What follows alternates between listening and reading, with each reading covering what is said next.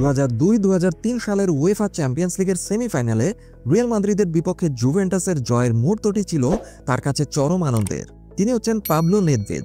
প্রথম লেগে Real Madrid 2-1 গোলে জেতার পর ফিরতি ম্যাচে জুভেন্টাস 2-1 গোলের সমতা আনে। ঠিক সেই সময়ে ৭৫তম মিনিটে নেদভেদের নেওয়া জোরালো শটটি জুভেন্টাসকে ফাইনালে নিয়ে যায়।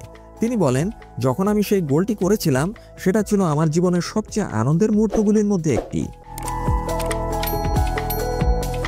তবে তিনি স্বীকার করেছেন, ফাইনালে এসি মিলানের কাছে হেরে যাওয়াটা মেনে নেওয়া কঠিন ছিল, কিন্তু তার জীবনে এর চেয়েও কঠিন পরিস্থিতি এসেছিল যখন জুভেন্টাসকে দুর্নীতির কারণে সিরি বিতে অবনমন করা হয়।